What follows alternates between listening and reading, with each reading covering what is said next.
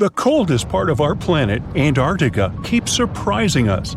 Take a look at this waterfall named Blood Falls. Reddish water falls from the white ice. Scientists concluded that the color is related to iron. The water coming from the glacier oxidizes and rusts when it's exposed to oxygen, and the red color occurs. Step on Mount Gandang. It lays eggs. Well, maybe not real eggs, but the stones certainly look like dinosaur eggs. That's why the mountain got its fame. Let's call them stone eggs, formed in one part of the mountain over 500 million years ago. Interestingly, this phenomenon repeats once every 30 years. Eggs come out in various sizes and shades. The stones appear on the surface of the cliff. A study made in the area has revealed that the composition of the stones of the cliff isn't similar to other parts of the mountain. Here, calcareous rocks rule. They're more prone to erosion. They ripen off day by day. It took 3 decades for the stones to get to the egg shape. Yet, it's still a mystery how these rock formations can be so perfectly spherical and smooth. According to scientists, every stone egg has an organic core. They're made of shells, plant remains, fish teeth, and skeletons. Maybe this has something to do with it. Gulu village is close to the stone eggs. Locals believe that these eggs are sacred.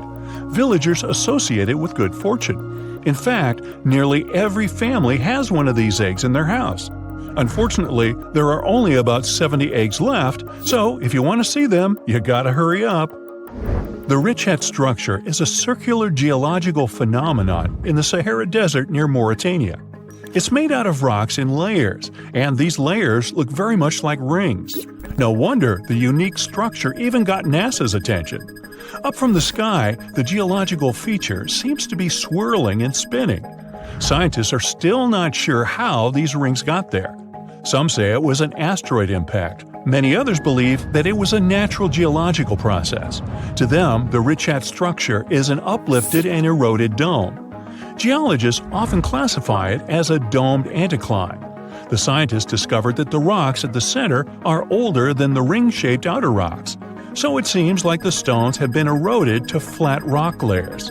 Anyway, there's no valid explanation for this phenomenon, and the 28-mile-long mystery of the Sahara is still to be solved. Number 4 is Rapa Nui, or Isla de Pascua, but I bet you know it as Easter Island. Yeah, it's got 3 names. It was discovered by Jacob Roggeveen, who actually never intended to look for that island. He just casually landed there one Sunday. That's where the name comes from. Jacob was supposed to find Terra Australis. Disclaimer, it's not Australia. This one never existed and was nothing but a hypothetical continent. Plus, he wanted to peek at Davis Land, which was believed to have once been seen by Edward Davis, the pirate, not Edward Davis the saxophone player. Jacob failed at that too, though nobody ever saw that island except for the pirate Davis. Jacob may have failed to discover some lands he wanted to, but he discovered Easter Island instead. This is an island in special territory of Chile, located in the southeastern Pacific Ocean. It's on my list because nearly 1,000 stone statues called Moai were found there. They were created by the Rapa Nui people. Nearly all statues represent gigantic heads, but there are also a small number of figures kneeling with their hands over their stomachs. Each statue represented chiefs or other important members of Easter Island society. To curve those statues, the locals used volcanic stones that were softened. Our next stop is the gateway to the underworld. Nah, don't worry. This is just how people labeled Darvaza gas crater in Turkmenistan. This giant natural gas crater has been there for 5 decades. This crater is continuously burning gases. The president of the country wants experts to find a way to extinguish this continuous firing pit. This site was created by people accidentally in 1971 while working on a natural gas project. Ever since then, the flames have been on, and it's become a tourist attraction. Mysterious constructions are sometimes built in our era, too. We don't have to go millions of years ago to long-gone civilizations. Edward Leedskallen single-handedly built a structure called Coral Castle in Homestead, Florida. He didn't use any large machinery. He carved and sculpted more than 1,100 tons of coral rock in 28 years until 1951. It's a mystery how he managed to do it all by himself. Leedskalnin sculpted the sedimentary rock into different objects, such as walls, tables, chairs, a fountain, and a sundial. There's of course a legend behind this mystery too. He was inspired to build the structure after being abandoned by his fiancée on their wedding day. Uh-oh, runaway bride. Well, he wanted to prove his love to her and the world, so he wanted to do something extraordinary. Well, he definitely nailed it. Now, let's talk a little bit about the mystery of the Namibian fairy circles. There are millions of circular patches in hundreds of miles, ranging from 10 to 65 feet in diameter. They're called fairy circles because they look like a fairy or an otherworldly creature made them. These are essentially oval-shaped soil surrounded by grass. There are a lot of local beliefs surrounding the creator of these marks, yet science says something else. Biologists and mathematicians have been puzzled by the mystery of the Namibian fairy circles for decades. There is more than one theory to explain this phenomenon. Here's one popular theory. The water is limited in the desert, so plants compete to reach the water. Some plants expand and thrive into a patch, but smaller plants nearby cannot get the necessary water to live. In the end, some vegetation disappears, and the remaining ones stay at the patch's edges. That's why they form such regular distant gaps. What if I tell you that there is a hill in Leh City, India, where instead of rolling downwards, things roll uphill? It's an optical illusion.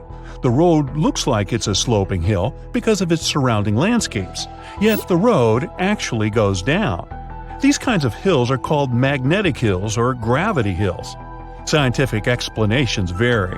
The most common theory says that the hill has such a strong magnetic force that it can pull cars in the vicinity. Now, how about seeing some flaming rocks? Yanartas spread over an area of over 3 square miles. The place is located on a rocky mountain in southwest Turkey near the town of Çağrıoğlu. Yanartas got its name from its appearance. It literally means flaming stone. The rocks have been flaming for at least 2,500 years, and they'll probably keep burning for the coming decades. The mountain where the rocks are is an inactive volcano, so it's full of tiny fumaroles that release gases such as methane. The gas ignites when it comes into contact with oxygen and creates the flaming effect. And by the way, back in the day, sailors used the flames as a natural lighthouse, as it's really close to the sea. Today, it's more of a tourist attraction, though. Hikers love it too. Now, walk on this frozen Lake Abraham in Canada. In winter, the frozen water gets filled with ice bubbles. It looks magical, but these white orbs aren't that safe. They consist of flammable methane gas. Ew. Beauty can be misleading. The next one is from Racetrack, Death Valley, USA. There is a dry lake bed with moving rocks. Now these odd rocks look as if they've been pushed or dragged by someone or something. They leave both a trail and a mystery behind. The force behind all this is now understood. Surprise! It's the wind and some ice. Scientists say the wind pushes the rocks during brief windows when the soil is covered with ice. Now, I can't help but notice that many mysterious things on Earth involve stones or rocks, or methane. Which one of these phenomena is your favorite? If nature had its own movie, it'd be a mix of Avatar and Interstellar. And I'm not even kidding. How else could you explain something as surreal as avalanches that spark blue light or pink lakes?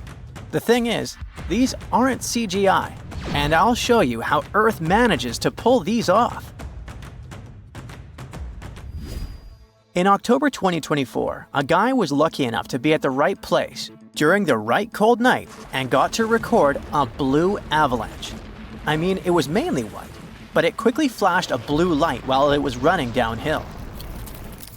Now, scientists aren't totally sure how these blue flashing avalanches happen, but they have some ideas. One part of the mystery comes from a thing called triboluminescence, which is when light is created by rubbing or breaking something. It can happen on many different occasions. One of them is with ice structures. This happens because of friction, like when two things scrape against each other, causing a little bit of sparks to appear. It's a cold light, meaning it doesn't come from heat, just from pressure or movement. Sometimes when ice cracks or breaks under pressure, it can make a tiny electrical charge. When something disturbs ice blocks, making it crack, this ignites a reaction.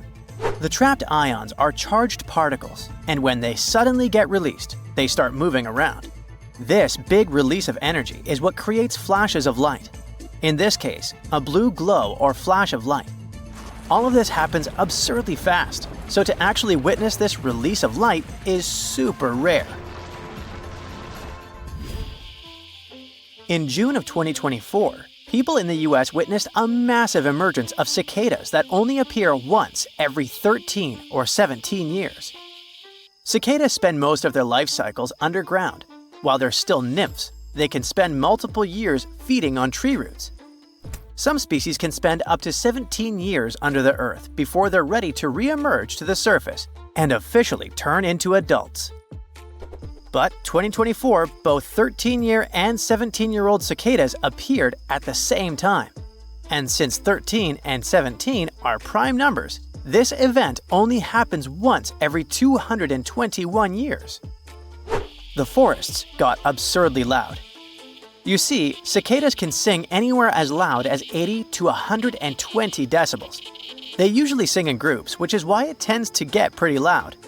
Someone who actually lived through this event said they could yell at full strength while inside the forest and not hear themselves at all. When cicadas come out of the ground, the male insects produce loud songs by vibrating their abdomens to attract females. With millions of insects from both species singing together, you were in for a real-life natural symphony. Some people mistook these cicadas for locusts and called it an infestation. All the way down in Senegal, Africa, lies a unique lake. Arriving there, you might think you're walking out of a spaceship and into an unknown planet. After all, have you ever seen pink water before? The so-called Lake Retba, or Lac Rose, as known by the locals, has become internationally famous for shining its vivid pink color. And yes, you can swim there if you'd like, but you should know the water is extremely salty. Lake Retba is known to be one of the world's saltiest lakes, with a saline level of about 40%. And in case you're wondering why the water is pink, I assure you this has nothing to do with otherworldly factors. It's actually due to the high levels of salt. The algae, known as Dunaliella salina, is the one responsible for the pink shading. These algae produce red pigments that absorb sunlight, giving the lake its striking pink color. But if you'd like to catch the lake at its brightest color, you should go during the dry season, between the months of November and June. In other months, the rainwater dilutes the pigments and its color becomes less distinct. You can also find a bubblegum pink lake in Western Australia. It was actually crowned as the 10th most otherworldly sight in the world. Lake Hillier is shaped like a footprint and measures over 1,900 feet in length.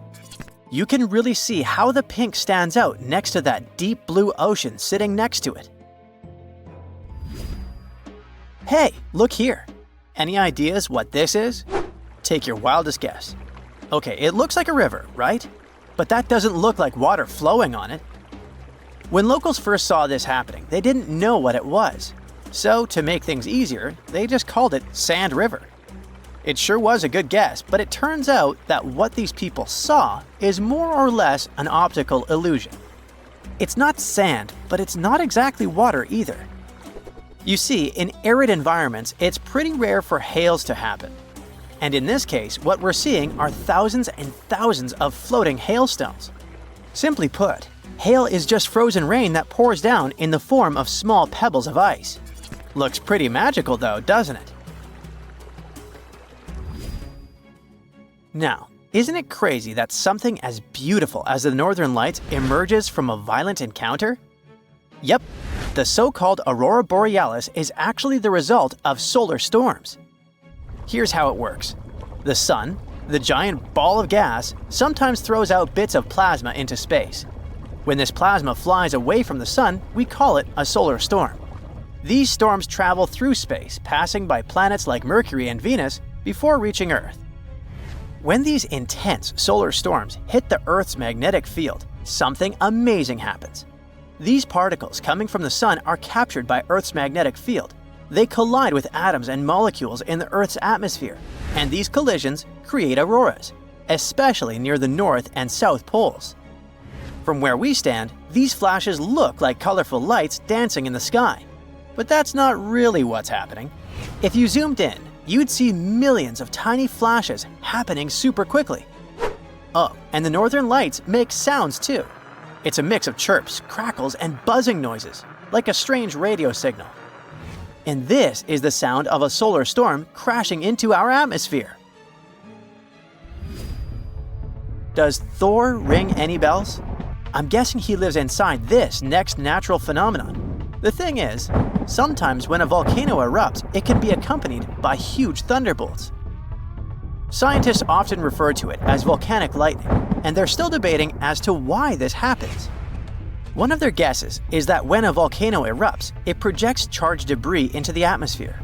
These charges then react with other charges already present in the air, which can result in a bolt of lightning.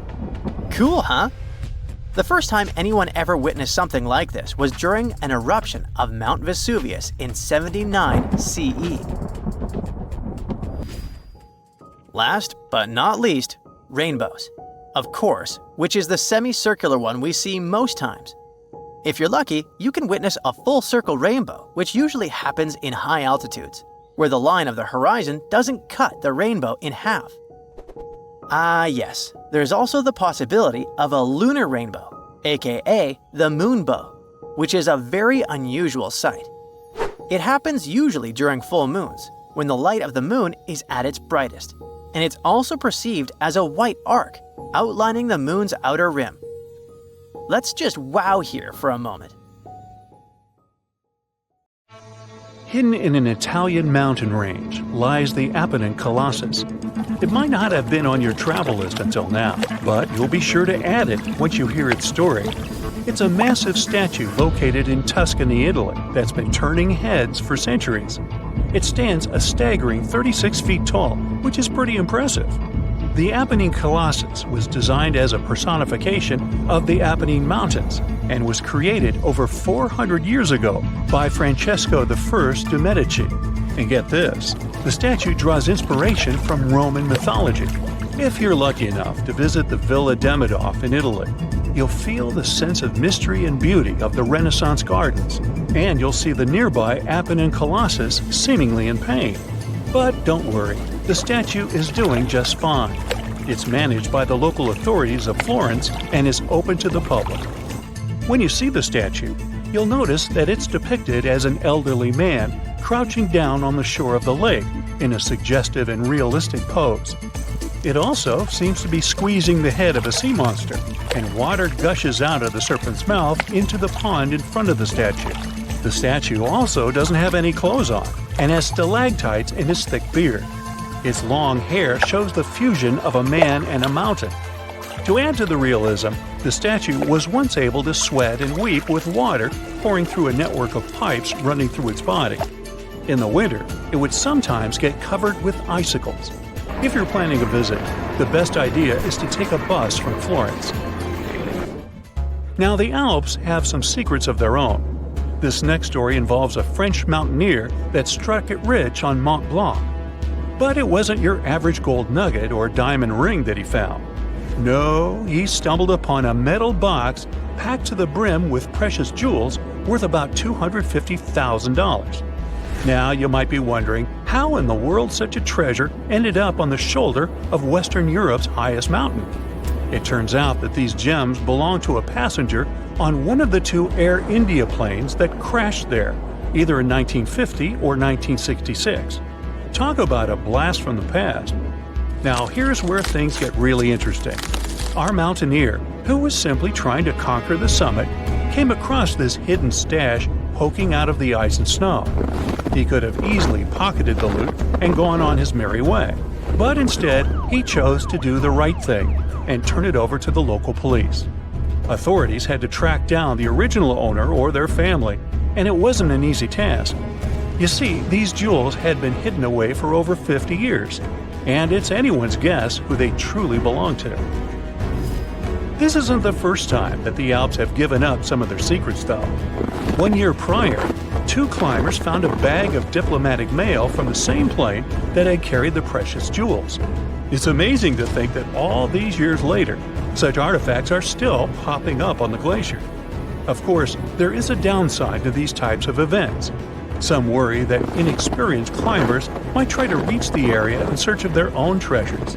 But let's be honest, folks, climbing areas like Mont Blanc is no walk in the park. It takes skill, experience, and endurance to conquer such a daunting peak. Pack your bags for our next destination, Greece. Have you heard of Davelis Cave? It's located in the Penteli Mountain, just a short distance northeast of Athens, and it's a total hotspot for spooky experiences. Visitors have reported water dripping upward, weird voices, electronics going out of control, glowing orbs, and more. One brave soul recounted venturing into the cave with his infrared camera. He captured what sounded like a choir of voices, chanting in ancient Greek, and even recorded unexplainable apparitions near the cave center. Feeling adventurous? Why not take a trip to Davelis Cave? After driving through a maze of slopes, you'll have to leave your vehicle at the beginning of a dirt road. After walking up the unmarked trail, you'll then enjoy the panoramic views of Athens stretching out to the nearby Gulf. Finally, after about 25 minutes, you'll see a crescent-shaped opening in the rock leading to the cave. Some people that have experienced walking toward the cave remember feeling an intense pull. Once in the cavern itself, they realized they couldn't go much further, as the tunnels leading from the cave had been blocked up. It shouldn't stop you from imagining all the spooky creatures that might be lurking in the shadows. Ooh. Hidden in the Carpathian mountain range in Romania is the Bucegi Sphinx, a fascinating rock formation that looks a lot like its Egyptian counterpart. It's made from a huge block of stone that's been eroded by the wind over a really long time. Now here's where things get pretty cool. The Bucegi Sphinx may only look like the Egyptian Sphinx from a certain angle, but that hasn't stopped people from coming up with all kinds of legends and myths about it. Some say that the Egyptian Sphinx was actually built based on the Bucegi Sphinx, and that there's a time tunnel or energy corridor connecting the two. Others believe that life forms from outside our planet must have built the Sphinx and even established their base on the plateau in the Bucegi Mountains. There's also a legend that claims the Bucegi Sphinx has healing powers. On November 28th, at sunset, the sun's rays supposedly form an energy pyramid around the Sphinx's face, which has a healing effect on those who gather nearby. People come from all over the world to experience this phenomenon and receive good vibrations from the energy pyramid. Some even claim to have been healed by it. Others have claimed to hear the Beach Boys. You know, good vibrations. Never mind. Now, back when we had little knowledge of geology, people used to make up all sorts of stories of how mountains came to be. Mount Fuji makes no exception and has a fascinating myth behind it that's been told for generations in Asia. Once upon a time, there was a struggling farmer. The poor guy couldn't grow anything on his barren land, and his family was suffering. One fateful night, he was jolted awake by an earth-shattering sound. He thought it was the end of the world and woke his family to flee their hut. To their surprise, they witnessed the birth of a massive mountain, the mighty Mount Fuji. It was a miracle. The eruption created fertile soil, and the farmer, along with his family, could finally thrive. He even gave the mountain a cool name, Fujiyama, which translates to never-fading mountain. Japan is located in one of the most lively places on Earth. Yep, it's along the western edge of the Ring of Fire, a big horseshoe-shaped club that circles around the Pacific Ocean, the eastern side of Asia, and the western coast of the Americas.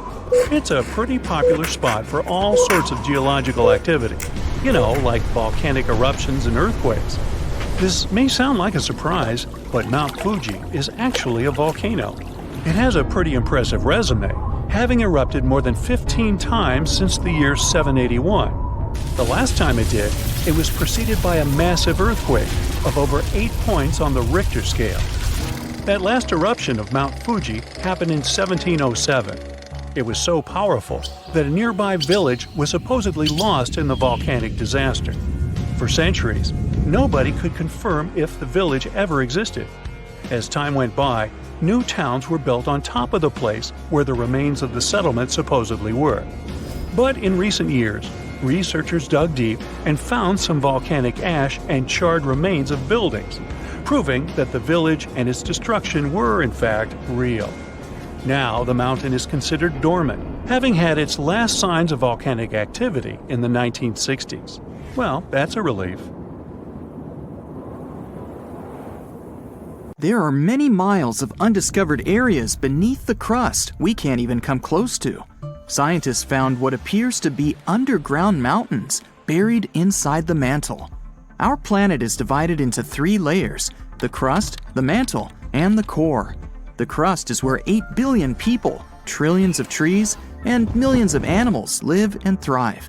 There are also different types of crust in the land and the ocean. The oceanic crust contains unique rocks and is denser than the land crust. We all see how the Earth is divided and color-coded to show the crust, mantle, and core in textbooks.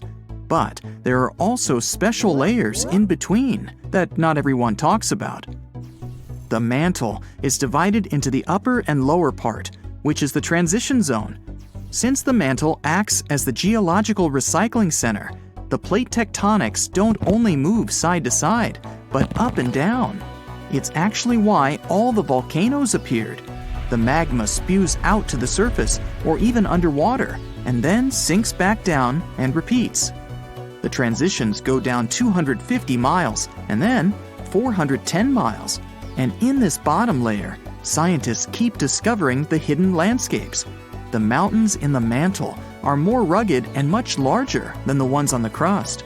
Scientists found a mountain range with peaks higher than Mount Everest. Some of them are as high as 600 miles. When the continents were still landlocked together, there may have been some hidden lands now underwater. Theories suggest that Iceland used to be part of a larger microcontinent, Icelandia, which connected present-day Iceland with Greenland and Scandinavia. The idea digs even deeper to a greater Icelandia, which includes Britain. But after the split, these bigger lands sunk with everything in it.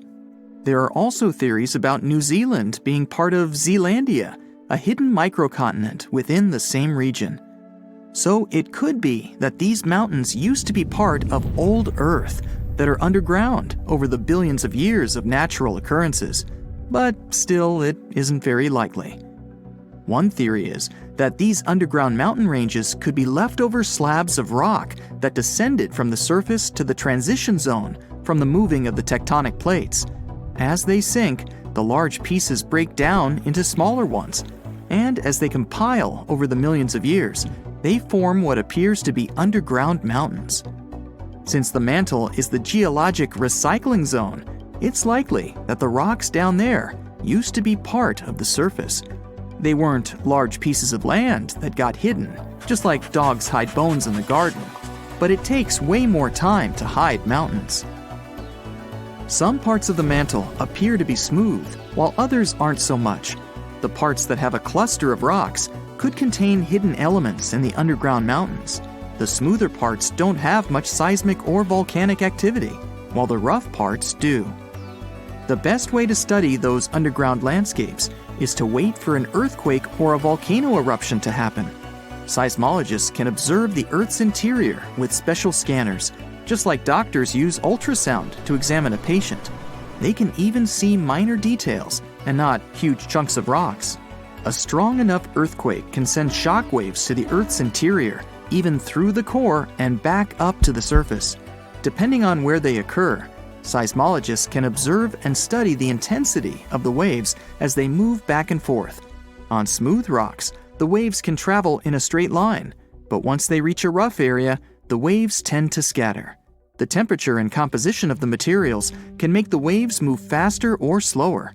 But this info isn't exactly accurate and won't contribute a lot to the actual data of the underground mountains. So by analyzing the scattered waves on ships and utilizing the Earth's magnetic field, scientists can figure out everything they need to know. But these studies are only good enough to figure out the interior in today's state, not how the Earth changed over the past 4.5 billion years. However, scientists are certain that mantle material still dates back to the beginning of Earth's original formation. The question, why not just dig a hole to the center of the Earth and see what's going on down there, might seem logical. The deepest hole humans have dug so far is the Kola Deep borehole in the Russian Arctic that goes more than 40,000 feet deep. The locals claim they can actually hear screaming coming from below. It took almost 20 years to drill as far as they went, but it's literally merely scratching the surface of what's underneath. They dug about 1/3 of the crust, which is only 0.2% to the center of the Earth. Getting there is beyond us, just like trying to reach the sun. No human can handle the amount of pressure down there. Going down the Mariana Trench, the Earth's deepest point, requires special gear to withstand all the immense pressure. It'll cost a fortune to build that tech to get us to the center of our planet. Evidence of diamonds buried deep in Brazil shows that everything we do on the crust's surface can affect things miles below, even towards the mantle. Scientists dug up 6 diamonds that could hold tiny mineral grains. As they're called in the mineral world, these inclusions have a chemistry composition where they originated deep in the Earth. Typical diamonds are formed at depths less than 125 miles in the upper mantle, where it's extremely hot. The high pressure and boiling temperature down crystallizes carbon and creates diamonds. But humans can't dig all the way down there. They mine them by detecting where a deep volcanic eruption happened that expelled these diamonds to the surface. These eruptions occurred millions of years ago, when dinosaurs used to rule the Earth. They shot out the diamonds that were in the mantle and are now embedded within the cooled down volcanic material. That's where people mine them. But these special diamonds found in Brazil originated from a much deeper point than usual, which can further help scientists study the depths of the Earth. They can extract these inclusions and analyze them in a lab to tell where exactly these minerals come from. In the lab, scientists study inclusions, each just 15 to 40 microns wide, less than a quarter width of a human hair. They found out that they contained many types of minerals found in volcanic rock on the surface. The carbon composition of the magma from the surface is much different than the ones deep in the Earth. What's crazy is that these diamonds with special inclusions can only be found 435 miles in the lower mantle. With only a few samples of them found, we don't know what else lies beneath us. It's possible that those mountain ranges underground, taller than Mount Everest, can have traces of diamonds all around, which would prompt excavators to dig them up and saturate the market with them. These diamonds are less flawed than the usual ones and might even come in many sizes. It's possible to see diamonds as large as a car or as small as a grain of rice. There might even be new diamonds with different chemical compositions than the ones we find near the surface. The largest diamond in the world is the Cullinan, which can fit in the palm of your hand.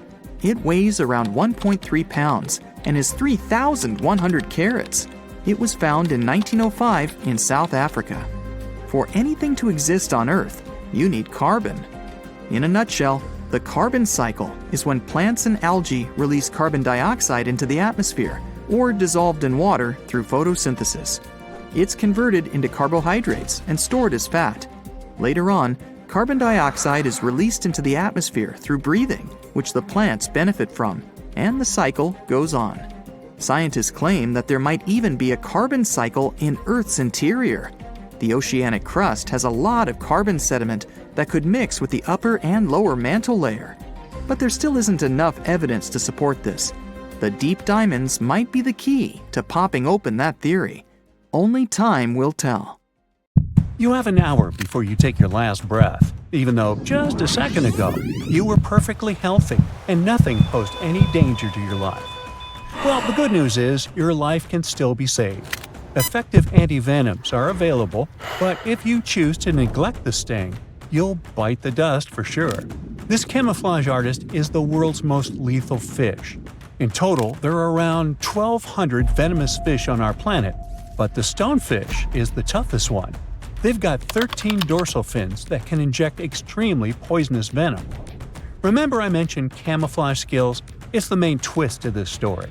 You see, unlike sharks or any other predator fish, the stonefish won't attack you. It's not a predator, it's prey. So, to stay safe, it needs to somehow protect itself. Thus, it developed a super skill of turning into a stone, sort of. So, if you ever get stung by this guy, it's not because it's aggressive, it's because of an unfortunate course of events. Most people had this unpleasant experience just because they accidentally stepped on a stonefish while it was pretending to be a stone or coral on the bottom. As you might have guessed, something that can easily pretend to be a stone doesn't exactly look cute. These guys are scaleless, their skin is covered in multiple warts, and they are multicolored. You can see shades of gray, brown, and patches of orange, red, and yellow. Sometimes they can even be covered in algae. They occupy quite a large territory in the Indo-Pacific Ocean, which means they're everywhere, from Mauritius to Queensland in Australia. Okay, we're going to need a disclaimer here. This fact is very sensitive, but if you want to live your life long and healthy, I suggest you don't skip it. This is a fly. Pretty harmless and definitely way less powerful than you, a human being, are. Yet, chances are that this gentle buddy can destroy your body. Now here's how the story goes. Some time ago, a lady from the UK decided to go on a cool trip to South America. Sounds exotic and not banal at all. Rochelle, who was 27 back then, went to Peru with her boyfriend. When she got back to her home country, she started having severe headaches. She couldn't understand what was going on. Then, half of her face felt terrible discomfort, and suddenly, some weird sound in her head started haunting her. One day, she went to bed, only to wake up the next morning to see that her pillow was soaking wet with some weird liquid. Not blood, not water, just some substance. She rushed to the hospital, where doctors said she had an ear infection. But when doctors looked closer, they saw a hole in her ear canal. It was around half an inch big, but it was swarming with maggots. Yeah, ooh. Now, Rochelle was lucky. The emergency brain scan showed no major damage whatsoever. The eardrum, blood vessels, facial nerves, they were all right. The big question was how to make the maggots leave poor Rochelle's ear. We all get it, it's pretty tight inside the ears, and even small forceps weren't very helpful. So to save the lady, the doctors decided to use olive oil. They expected the maggots to drown, and indeed 2 maggots did. Yet there were 8 more. The most horrifying thing was that the lab analysis showed that a New World screwworm, that's the official name of the fly that interfered with Rochelle's health, had laid eggs in the ear canal that the maggots were chewing. But how on earth did this happen? Well, while she was on vacay in Peru, she once walked through a swarm of flies. One of them got into her ear. She shooed it away, but it had more than enough time to lay eggs inside. Doctors helped Rochelle evict the unwanted guests, and luckily, there won't be any long-term consequences. But we all get it that it could have been much worse. Now, I don't need to tell you that caving is extremely dangerous, do I? Back in June 1990, a man called Gary Lutz took his sons, Buddy and Tim, on a spelunking adventure to West Virginia's New Trout Cave. He packed food, water, and spare headlamps. But here's where he messed up. He left the pack behind when they reached the maze, a tight spot with jagged rocks. He figured they'd grab the supplies before their headlamps ran out of charge. Oops, bad move. The boys' headlamps went dark soon after, and their attempts to backtrack got them lost. Then, Lutz's headlamp ran out of charge too, plunging them into total darkness. For 5 horrific days, they had no food, no water, and no light. They started coughing up cave dust and hallucinating from dehydration. Luckily, someone noticed that their car had been parked for days and called the authorities. The rescue team pointed out that the family had broken the cardinal rules of caving. Always carry 3 sources of light each, and always tell someone where you're going and when you'll be back. Sadly, some tourists never go back from vacation. They become statistics. And some people sometimes have a narrow escape from the Grim Reaper without even knowing it. Just an example here. A tourist in Australia filmed themselves handling a super dangerous creature and uploaded the footage to Reddit. In the video, the tourist is holding a blue-ringed octopus. with Mandarin writing on the screen saying, "Such a beautiful octopus." After filming, they shake the octopus off their hand and luckily put it back into the water before it could sting them. The thing is, the blue-ringed octopus is one of the world's most dangerous marine animals. It packs enough venom to make 26 adults kick their buckets. The tourists had no clue how dangerous it was. People on Reddit were freaking out. One person commented, "Do they even know how lucky they are to be alive after doing something that monumentally stupid?" A woman from New Hampshire got some nasty burns after veering off the trail in Yellowstone National Park and falling into scalding water near the Old Faithful geyser. The 60-year-old, along with her husband and their dog, had left the safety of the boardwalk and was walking off the designated trail near Mallard Lake Trailhead when she broke through the thin crust over the water. She ended up with second and third-degree burns on her lower leg. Luckily, her husband and the dog were fine, but the lady was rushed to a hospital for treatment. Now, park officials are reminding everyone to stick to the boardwalks and trails in hydrothermal areas and be super cautious. The ground there is fragile and thin, with scalding hot water just below the surface. Pets are allowed in some developed areas of Yellowstone, but they're not permitted on boardwalks, hiking trails, in the backcountry, or in thermal areas. Hot springs in Yellowstone have injured and made people meet their early demise more than any other natural feature. At least 22 people have passed away from hot spring-related injuries since 1890. Hey, what's cooking? Oh, it's you. Jumping off a bridge into a river filled with crocodiles. What could possibly go wrong? Turns out, a lot. One New Year's Eve, Australian tourist Aaron Langworthy decided to try bungee jumping off a bridge that connects Zimbabwe and Zambia, right near Victoria Falls. It's a 360-foot drop of pure adrenaline.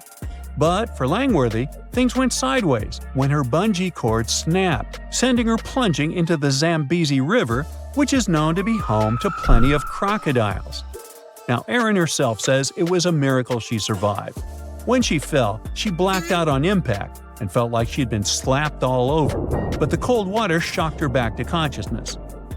Now, it's easy to judge tourists for taking risks like this, but bungee jumping has been a thing at this spot for over a decade, drawing more than 50,000 tourists each year and bringing in much-needed revenue for both Zimbabwe and Zambia.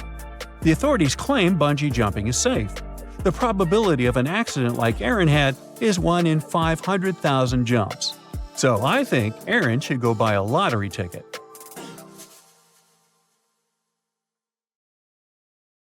In July 1990, 4 Czech guys decided to go on an adventure to find the Mongolian deathworm, a creature that might have inspired the monster you've seen in the movie Dune. They say it lives somewhere deep in the Gobi Desert. So they flew to Mongolia, hopped into an ATV, and hired some local guides to help them. All that to meet a creature that is up to 6 feet long, can spit acid that could melt anything, and is capable of shooting electricity at those it doesn't like. Legend says that these friendly guys spend most of their days hiding underneath the sandy dunes, but they'd like to come out during the wetter months of June and July. So the timing for a spotting was simply perfect. But the crew needed to figure out how to lure the creature. Sadly for them, no one knew what the giant worm liked to eat. So they built a thumper, which is a machine that made rhythmic pounding noises. They were hoping it would call the worm out of the ground. For 2 months, they searched the vast desert, crossing dunes and rocky plains, looking for any sign of the creature. But alas, it didn't really work out. Ivan McCurley, who was the leader of the 1990 expedition, came back to Gobi Desert again. He once tried to attract the megaworm with blasts, and the second time he used a small airplane to scout the dunes. Over the years, groups from America, Britain, and New Zealand organized big expeditions to the Gobi Desert to try and find the creature. Many others came from all around the world on their own and found nothing. The people in the West first found out about the megaworm of the Gobi Desert thanks to an American paleontologist, Roy Chapman Andrews. This brave man was probably the inspiration for Indiana Jones. In 1926, he wrote about the creature in his book. At a meeting with Mongolian leaders, Andrews heard detailed descriptions of the creature, even though none of them had ever seen it themselves. One of them described it as looking like a sausage, about 2 feet long, with no head or legs. According to him, the worm was so venomous that just touching it could instantly take your life, and it lived in the loneliest parts of the Gobi Desert. Andrews didn't think the creature was real, but he shared these stories again in another book. In May 2005, 4 friends from Great Britain who search for monsters professionally decided to try their luck. They made drawings of the worm and hired local people to hand out flyers all over the Gobi Desert. These flyers offered a reward to anyone who could give information about the worm or even bring them a specimen.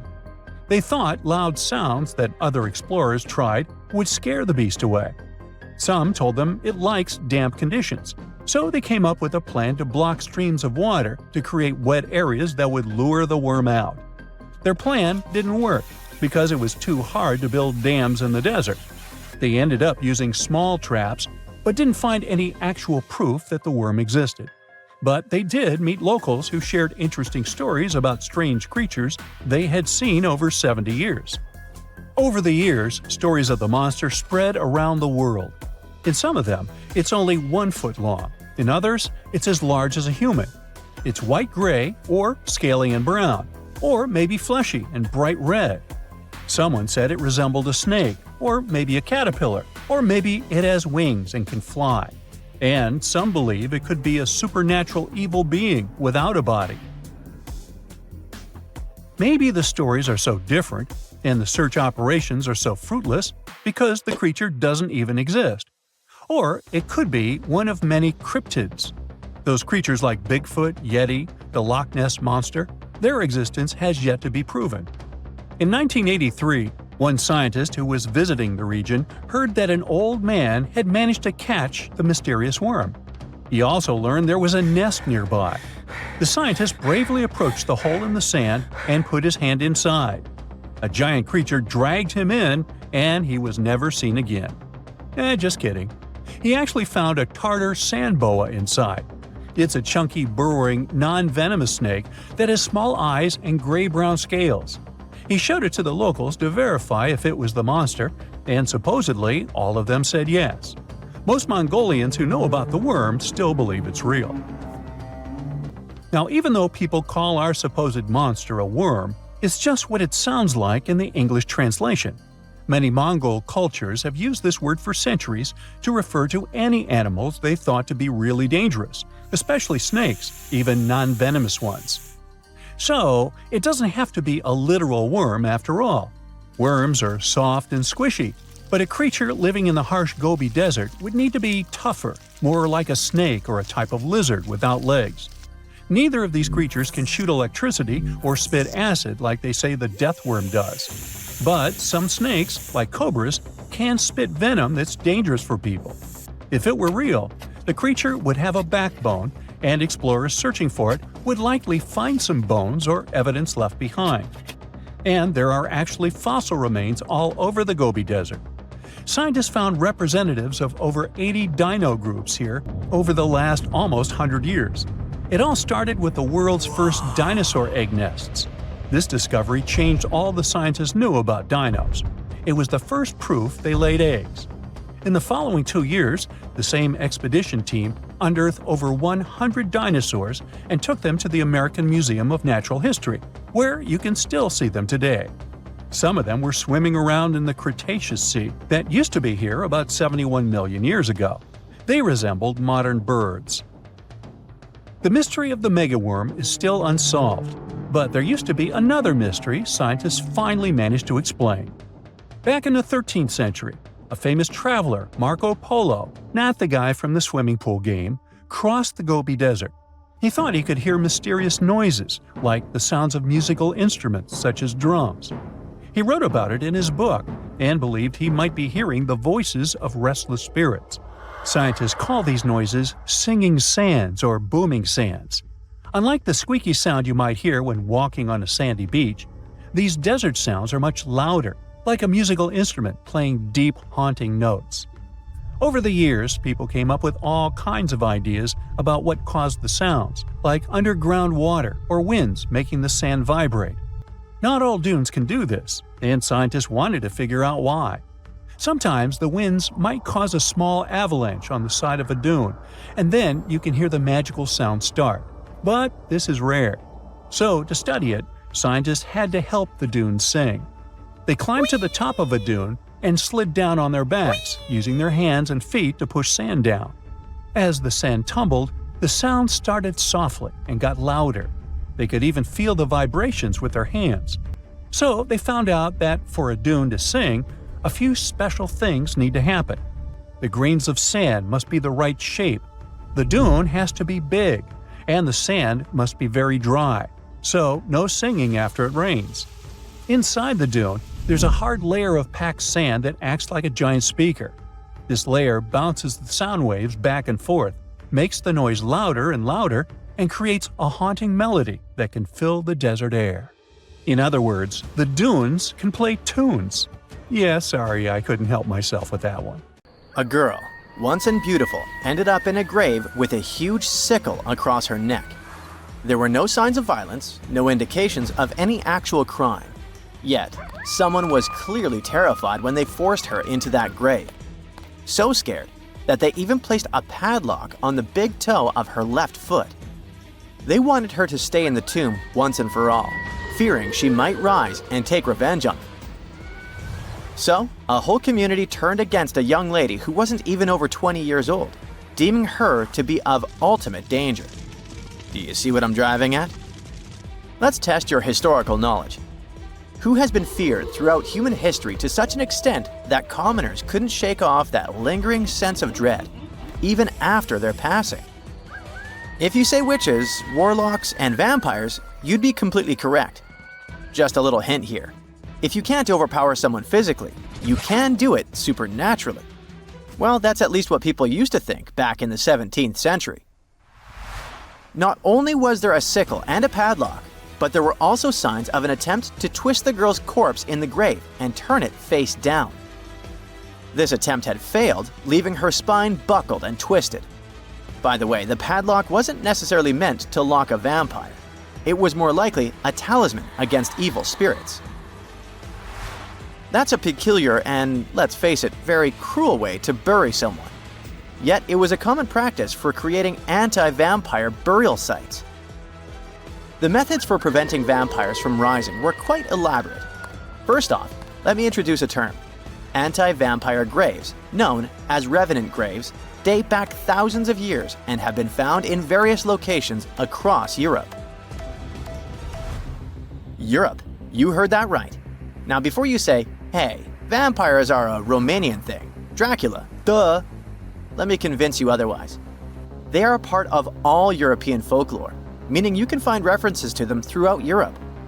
With new settlements in America, vampire lore spread there too, eventually turning into the Twilight Saga.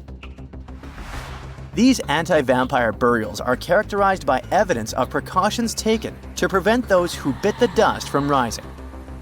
Such measures could include placing large stones on the deceased's legs or even piercing the body with a lance to fix it to the ground.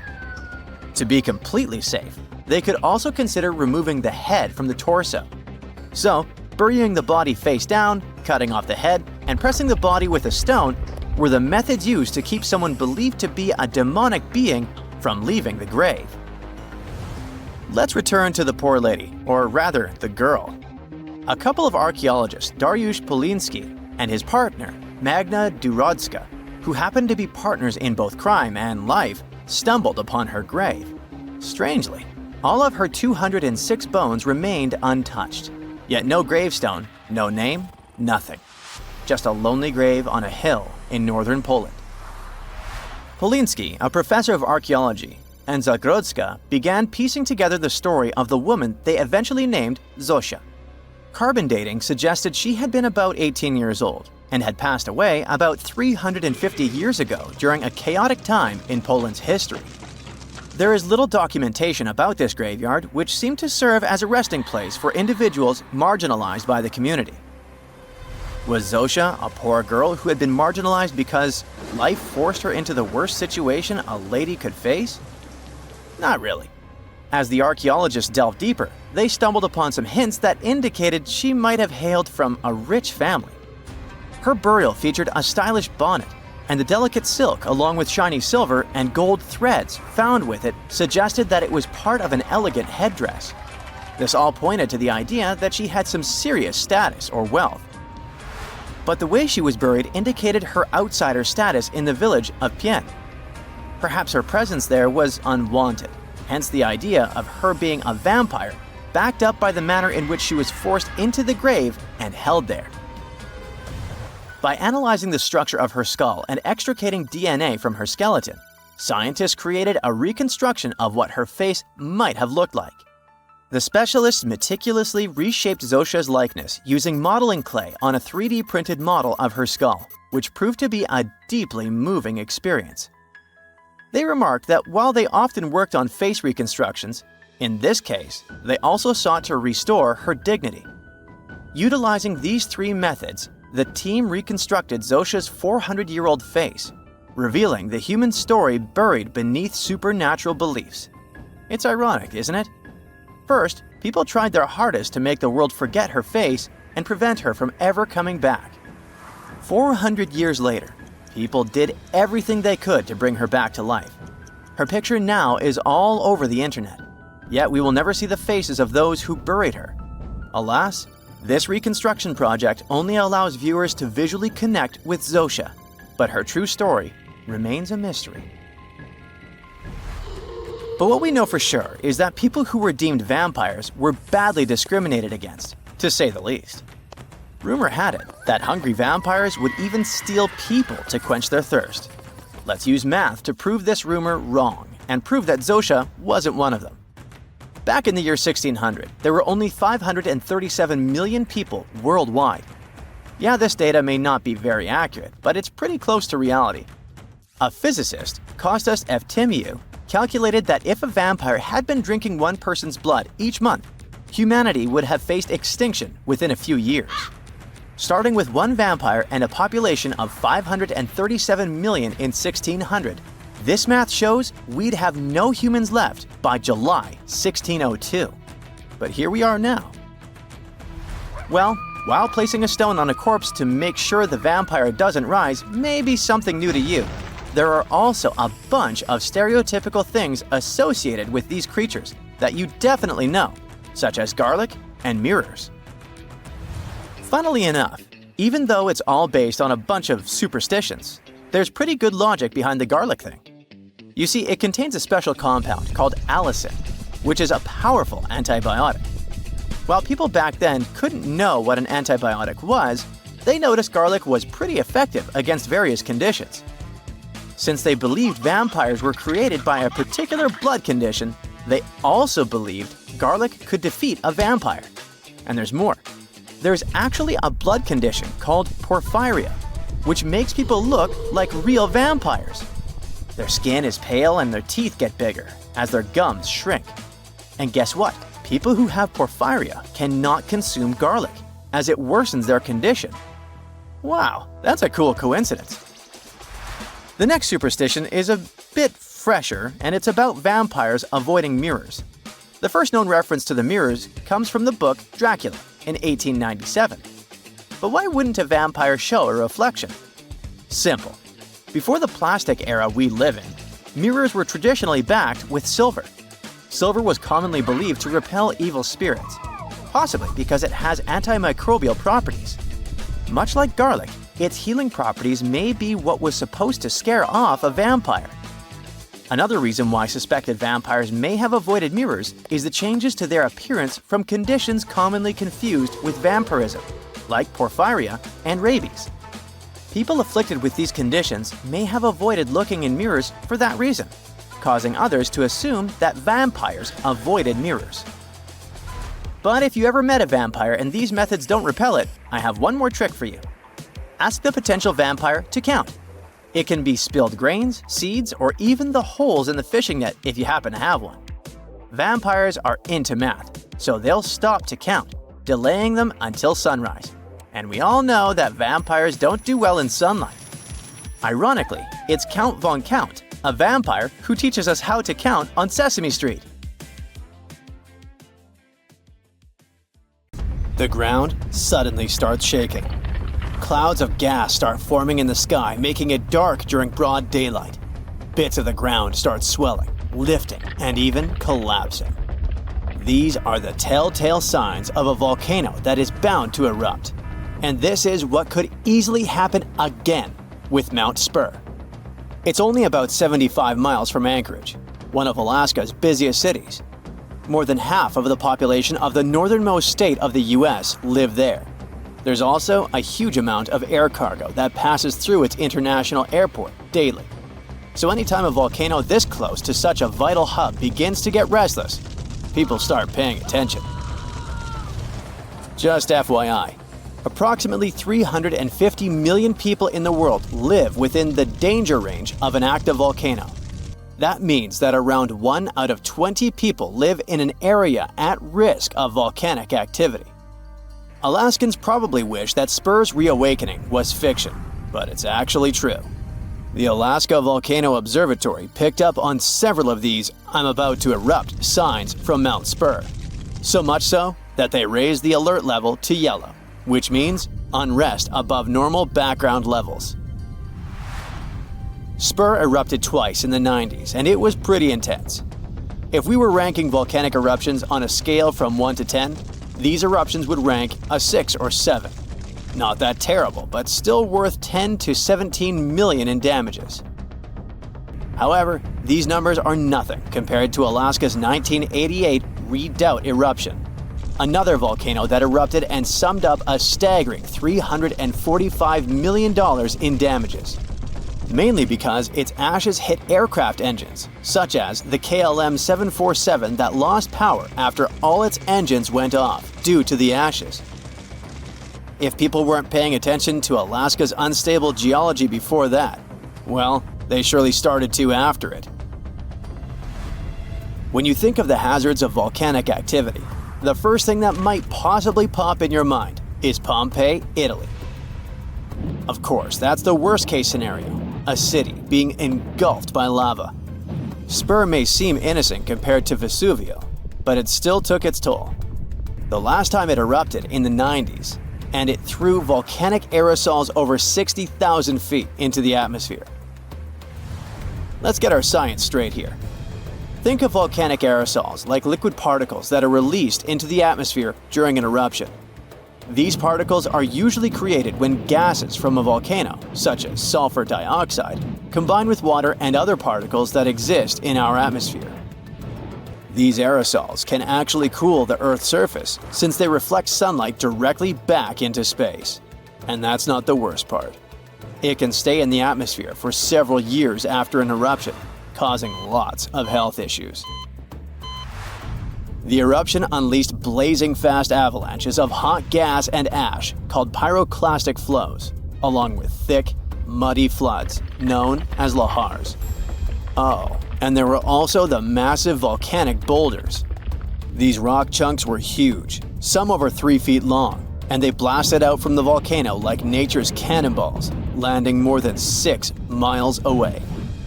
All that volcanic heat melted part of a nearby glacier, kicking off debris flows that dammed up the Chakachatna River and created a whole new lake along the valley.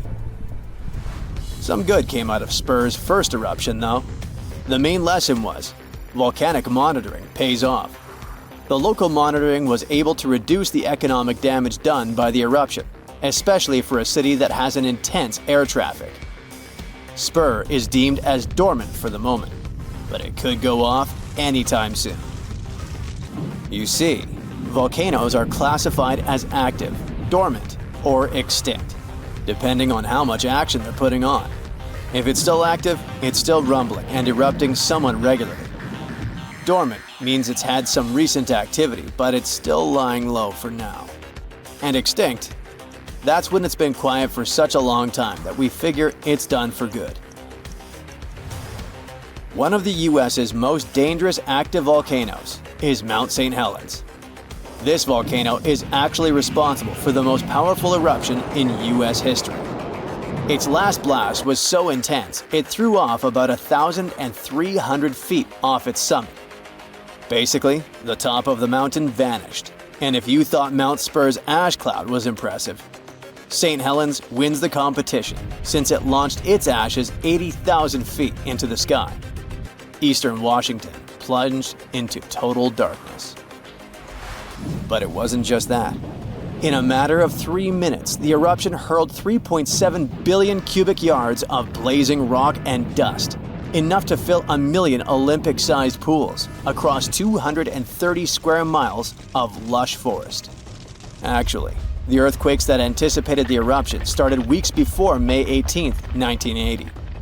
A ground shake of magnitude 5.0 went off, triggering a landslide on one side of the volcano. By the end of the official eruption date, 57 people had lost their lives.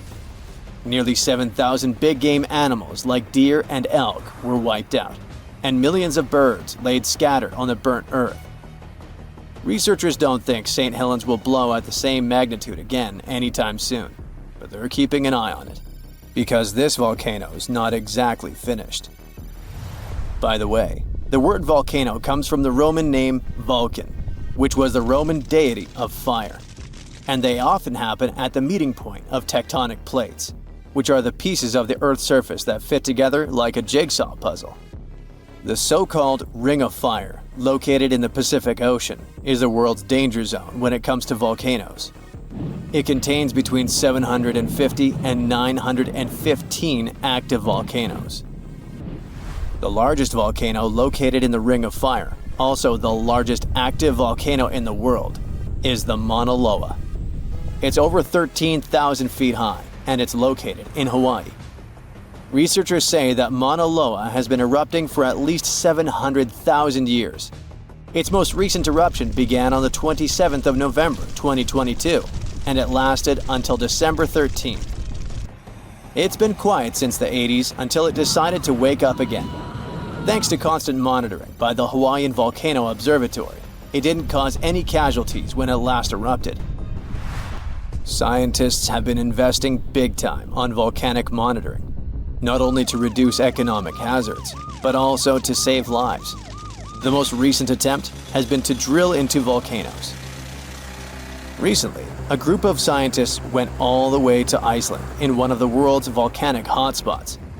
There are around 33 active volcanoes in Iceland alone, but the one that is the most interesting to them the most is the Krafla volcano. The Krafla has erupted around 30 times in the last 1,000 years, and its most recent eruption was in the mid-1980s. The project named Krafla Magma Testbed, or KMT for short, is hoping to advance the understanding of how magma behaves underground. The main advantage of this drilling research is predicting the risk of eruptions, but it can also help to push geothermal energy forward. I mean, can you imagine having electricity that is run by the limitless source of volcano power? The KMT team will begin drilling holes deep into volcanic ground in 2027. They're aiming at reaching over a mile into the ground. After all, it's different to monitor lava activity when it's on the surface than when it is still below ground. This will allow researchers to listen to the pulse of the Earth, according to them. They're saying this research is as revolutionary as the first time man went to the moon. Oh, and speaking of that, I was shocked to discover that volcanoes exist all throughout the solar system. Yep, other planets and moons have volcanoes too. The largest volcano in our solar system is Olympus Mons on Mars. It's a shield volcano, much like the ones that make up the Hawaiian Islands. It's about 370 miles wide. If we transported it all the way back to Earth, it would almost occupy all of Poland. Yikes. When you mention your plans to travel to Tristan da Cunha, the chances are your friends won't even know where this remote island is located. No wonder. Tristan da Cunha is considered the most remote inhabited archipelago in the world, with the nearest populated land, St. Helena, around 1,500 miles away. There are only 229 people living on Tristan da Cunha now. In such a close-knit community, everyone is someone's cousin, uncle, or maybe just a friend, but everyone knows each other for sure. There are as few as 10 last names on the island, representing just 10 families. Getting there is quite an adventure. There are no airports on the island, which means your journey will be primarily by sea. Typically, it requires a days-long voyage from South Africa. Only 3 ships regularly service the island, with fewer than a dozen trips each year. Some cruise lines may include it in their itineraries, but travel arrangements must be made well in advance, due to limited berths available on the ship from Cape Town. And you'll also need landing permission. While Tristan doesn't have traditional hotels, there are several guest houses, and you might also have the chance to stay with a local family. They will provide you with a place to sleep, 3 meals a day, and laundry services. 88% of what you pay goes directly to the island family, and only 12% is tax. By the way, the accommodation is surprisingly affordable. It was around £65 for a full board in 2024. Yep, they do use sterling, being a part of overseas British territory. But there's also this local currency called St. Helena Pound, used at parity with sterlings. By the way, it's only been around 80 years since the island started using actual money. In 1942, the naval station began paying cash wages, and it helped Tristan Islanders to move from a barter economy to a cash-based system, and allowed them the novelty of making their first cash purchases. Just a heads up, pack everything you might need before you go, as you definitely won't come across Walmart there. I mean, don't get me wrong, there's a supermarket and all, but it's just not the way you're used to, with endless shelves displaying endless oversized mayo jars. Tristan's Island Store, often referred to as the supermarket, lacks plate glass windows and flashy advertisements, and let's be honest, it looks like an abandoned barn from the outside. Still, it plays a crucial role in providing essential goods to complement locally produced foods and woolens. If a resident wants to buy something, they must place orders months in advance for items that arrive with incoming ships. The store operates Monday through Friday. Today, the islanders continue to cultivate their own crops and raise livestock. The supermarket has become a vital source for other essentials like flour, sugar, and a variety of groceries including frozen bread and products typical of the UK or South African supermarkets. And even though the island's economy relies heavily on fishing, especially rock lobsters, islanders are largely self-sufficient. Let's move to another destination that's super hard to reach, but this time it's a level up in difficulty. I'm talking about the notorious Hypoxia City, the place with the smallest amount of oxygen on the planet. Sure thing, it's a nickname. The real name is La Rinconada. This place is located in Peru. Getting there means climbing over 16,000 feet up into the mountains. And what did you expect from the highest city on Earth? Despite its hard-to-reach location, it houses way more people than Tristan da Cunha, between 30,000 and 50,000. And while the island in the middle of nowhere looks idyllic, the Peruvian city of La Rinconada has very different looks. The urban layout features predominantly low-rise residences, where essential services are limited. La Rinconada is without a reliable supply of running water and lacks a sewage system. The community does not have a waste collection service, which forces residents to either burn or bury their garbage. Moreover, up until the early 2000s, La Rinconada did not have access to electricity. Most things, including the most essential foods, must be brought here from outside. Despite originally being a minor city, right now it has a wider range of activities to make your living. Some people are busy with trading, food, clothes, you name it. Others provide services, and some people even open public restrooms. Architectural-wise, La Rinconada has very little to offer. The pattern is quite predictable. Huts made from corrugated metal that are unstable and rusting. The choice of materials is dictated by practicality.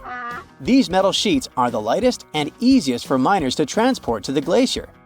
Unfortunately, the homes lack proper insulation, leaving residents shivering in the cold even though they have access to wool from local sheep, which is an excellent insulator. Sturdier rock homes exist but are rare, typically inhabited by wealthier miners. While the architecture might not be particularly captivating, the vistas certainly are. In nearly every spot in La Riconada, a glance upward reveals La Bella Durmiente, or Sleeping Beauty, a massive glacier towering over the town. Getting to La Riconada is very hard. First, you'll need to fly into Alejandro Velasco Astete International Airport in Cusco, Peru. Once you're in Cusco, you can catch a train or a bus to Puno, which is right by Lake Titicaca. Here's where it gets a bit tricky.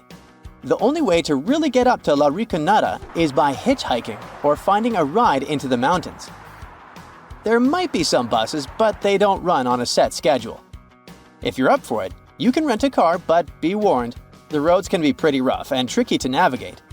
So a little extra caution goes a long way on this adventure. Unlike Tristan da Cunha, where they adopted cashback in the 1940s, La Riconada doesn't rely much on it.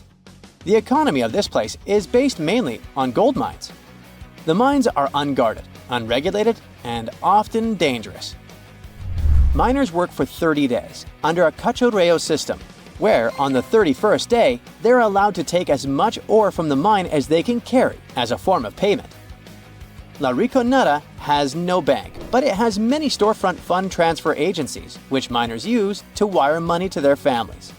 Still, they never know how much they're gonna send. Our next destination is Svalbard, a place that might seem unwelcoming due to its climate. But locals embrace everyone with open arms. No visa is required if you want to visit or even work there. Located near the top of the world, Svalbard offers a unique and remote charm. The capital, Longyearbyen, is home to a fascinatingly diverse community, with over 50 nationalities represented among its 2,400 residents. You might even spot a polar bear wandering into town on occasion. The living space is compact. There's just one grocery store, and the streets are numbered instead of named, adding to the town's distinctive feel. Longyearbyen also boasts a university center with around 300 students. Interestingly, every student must learn to use firearms for safety in the surrounding wilderness. Originally, it was founded as a mining town, just like La Riconada, but the focus has shifted mainly to tourism. However, a quirky tradition remains from its mining days. Visitors and residents alike take off their shoes when entering hotels and restaurants, a practice born out of the need to keep coal dust at bay. The last destination for today is Palmerston Island, a remote coral atoll in the Cook Islands, located about 290 miles northwest of Rarotonga. Famous traveler James Cook visited it on June 16, 1774, and the place was uninhabited at the time, despite ancient graves found there. Today, the island supports a small population of just 25 residents, primarily descendants of 19th century English sailor William Marsters. Marsters arrived in 1863 with 2 Polynesian wives and later added a third. He fathered 23 children. Fishing is the mainstay of the local economy, resembling subsistence living due to the island's isolation. Modern amenities and communication services are available. Although there's no airport, cargo ships visit periodically. There's a place on Earth so dangerous that even the most fearsome creatures of today wouldn't last a moment there. It used to exist in what we now call southeastern Morocco, the land called the Kem Kem Beds. The story of this place stretches back to the Cretaceous period, about 100 million years ago. It might have looked like a beautiful place at first sight, a lush green forest, rivers glittering in the sun, until you meet some terrifying dinosaur. The lions or sharks of today are nothing compared to what the fossils show us. The Kem Kem Beds were dominated by terrifying predators, and above them all, 3 of the largest predatory dinosaurs ever discovered. For example, Spinosaurus. This dinosaur was unlike anything you can imagine. A half reptile, half monster standing over 50 feet tall, bigger than a T-Rex. This hybrid with a crocodile-like snout and a sail on its back hunted the forests. But this dino could dive into the rivers, so not even waters were safe from it. It could catch huge fish, as if plucking them from the shallows. There was also Carcharodontosaurus, a carnivore with the name that literally means shark-toothed lizard. Its razor-sharp teeth could slice through flesh with terrifying ease. This monster stood almost as tall as a house and was faster, stronger, and more aggressive than nearly anything that had ever walked the earth. There was also Delta Dromedus, a raptor-like dinosaur built for speed. It was a quick-moving ninja that stalked its prey with horrifying precision. Oh, and the skies were a fun place too. With all these pterosaur creatures flying around, these guys are often mistaken for flying dinosaurs, but they were actually a different kind, more like close cousins of dinosaurs. These majestic reptiles soared above the Kem Kem Beds and had wingspans that could stretch up to 30 feet. The fingers were feathery, with a fourth finger kinda like bats. They could glide through the air so easily thanks to their super light skeleton. But it wasn't just the dinosaurs that made the Kem Kem Beds so horrifying. The waters also hid their own dark secrets. They were home to giant, terrifying fish and crocodile-like creatures. Their jaws were strong enough to crush bone, and they were lurking beneath the surface, waiting for anything unlucky enough to stumble into their path. One of the river creatures was Sarcosuchus, also called the super croc. Being about 40 feet long, it could easily swallow an adult human. Or better yet, it could take on a full-grown dinosaur and win. Its jaws snapped with unimaginable force, and no creature, not even Spinosaurus, was safe from it. Coelacanths could also hang out in the rivers. It was a monstrous predator that could easily swallow a huge fish whole. They had these creepy, icky fins that moved in a way similar to how human arms and legs move. And they could also kind of raise their heads like humans because of a special joint in their skull. Ew. Fun fact, we thought these monsters had gone extinct 60 million years ago, together with dinosaurs. But recently, we rediscovered them living and thriving in the Indian Ocean. Turns out they were just hiding in the deep waters. They probably didn't even notice the dinosaur asteroid or humans at all. Yay? Don't worry, over millions of years, they became basically harmless. They got 4 to 5 times smaller, even though they still weigh about 200 pounds. Just imagine what they were like back in the day. Kem Kem waters were also home to giant lungfish and other creepy aquatic creatures. So you couldn't even drink or take a swim safely without getting bitten by something. Whew, what a place. Even turtles there were the size of cars. Imagine trying to survive in a world where creatures like this are literally everywhere. And I mean everywhere. This place was unique not because huge beasts lived there, but because of the sheer number of predators. You might think, it shouldn't be that easy for all these predators to hang out in one place, right? And you're right. Seems like prey was scarce there. That's even more chilling.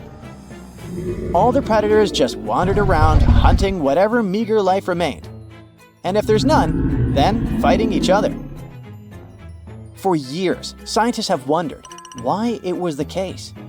Maybe that's just how life was back then. And all corners of Earth were crazy like that. Or is there something special about this place? Some even say that maybe it's just because we only found predators' fossils, while normal friendly animals have disappeared, and that the fossil record might be skewed. But who knows? And the environment itself was just as fascinating as the beasts who lived there, just a bit more friendly. It's hard to imagine, but back in the day, this desert was a green paradise, humid and full of rivers. The heat of the sun scorched the land. The climate was hot, so hot that even the poles were warm. The weather there was extreme. Dry seasons followed by intense storms, which shaped the land and life. The giant rivers carved their way through this landscape. They stretched from the Sahara, emptying into the ancient Tethys Ocean to the north. If you were there, you'd see vast, interconnected basins, and beyond them, the central Atlantic Ocean. The floodplain stretched out beneath a sweltering sky. The rivers were just as wild as local animals, flowing lazily one day, but raging like furious beasts the next. At first, these rivers were powerful, carving deep channels through the land and creating wide sandbanks. But over time, they slowed down, and the landscape changed into shallow ponds and salt-covered flats. As water gradually faded away, it left behind a patchwork of wetlands and slow-moving waters. Right now, the Kem Kem Beds is a vast, rugged desert where time has stood still for millions of years. If you visited it, you'd see a giant escarpment, its rocky face winding along the border of Morocco and Algeria, bathed in the sun's harsh light. Beneath your feet would lie layers of fossilized history. That's one of the reasons why scientists were long fascinated with this place. It must be one of the most comprehensive collections of fossils ever discovered in northern Africa. There are fossils from other parts of Africa, of course, like Egypt's Bahariya Formation. But they don't tell us much about life during this time, not like Kem Kem. That's all because those rivers we mentioned in hotter and drier places, they've eroded or still remain buried under the sand. The first discoveries from Kem Kem began in the late 1940s. A scientist named Schubert uncovered bony fish fossils among the escarpment near the Morocco-Algeria border. Just a few years later, a paleontologist, René Lavoca, took things to the next level. Traveling by camelback, he scoured the desert landscape and uncovered a real treasure trove of fossils. He found the partial skeleton of a massive herbivore dinosaur. Finally, at least one peaceful creature in the Kem Kem Beds. This long-necked giant roamed the ancient river valleys and ate leaves like a good boy. For the next several decades, scientists only did small-scale fossil hunting expeditions to this place. There were modest discoveries made here and there. Then, in the 1970s, German paleontologist Helmut Alberti led his team to the Kem Kem Beds, and that's when things took a wild turn. They uncovered fossils of prehistoric fish, crocodiles, dinosaurs, and pieces of the infamous Spinosaurus. Imagine being one of the scientists on that team. They were probably jumping from excitement. By the mid-1990s, the fossil game changed dramatically. Incredible new species were identified from the Kem Kem Beds. Over the years, the discovery pace has only accelerated. Paleontologists, armed with new tools and techniques, have uncovered more fossils than ever before, and there's only more to come. You probably saw a viral video where YouTubers hid a huge treasure in the Bermuda Triangle, and a random guy dared to go after it. He scored $10,000, but let's be real, his biggest win was getting out of there alive. This dangerous stretch of water between Florida, Puerto Rico, and Bermuda is notorious for its chilling and unexplained events. They say that more than 50 ships and 20 airplanes have mysteriously disappeared in the Bermuda Triangle. This leads to many theories, suggesting that this area is somehow linked to mystical powers or vortices that pull objects into other dimensions. But an Australian scientist named Karl Kruszelnicki might have actually cracked the code on the Bermuda Triangle mystery. According to him, most popular legends and eerie disappearances can be explained by two main factors. The first factor is human error. One theory debunked by Kruszelnicki was about the doomed Flight 19. Back in 1945, a group of 5 planes from the U.S. Navy took off on a routine training mission from Florida. Everything was going well until, 90 minutes into the flight, the troop commander reported that they were lost, and then, poof, they just disappeared. One of the largest air and sea searches in history was conducted to find them, but to this day, no one has found any trace of Flight 19 or the 14 men on board. What still makes people scratch their heads about this event is that the weather conditions when they took off were actually great. A relatively warm day, fluffy white clouds drifting across the sky, and a breezy wind coming from the southwest. Pretty standard for training flights, really, nothing out of the ordinary. So, what happened? It turns out that despite the flight leader having over 2,000 flying hours, he was a bad pilot. Actually, a really bad pilot. According to Kruszelnicki, The commander was such a poor navigator that he had gotten lost at sea on at least 2 previous occasions before the Flight 19 incident. On that doomed day, he even tried to get someone to cover his shift but was unsuccessful, to the misfortune of his entire team. After their training flight exercise was completed successfully, both compasses on board stopped working. On the patrol's radio, his anxious voice said they were over land, or precisely, he was sure they were flying above the Florida Keys. But that didn't make any sense. He had made his scheduled pass over hens and chicken shoals in the Bahamas less than an hour earlier, but now he believed his plane had somehow drifted hundreds of miles off course and ended up in the Florida Keys. He couldn't have been more wrong. According to the most plausible theories about this case, what he thought was the Florida Keys was actually some small islands in the Bahamas. And here's where the real mess happened. Instead of turning back to the west, toward Florida, he kept flying east, deeper into the Atlantic Ocean.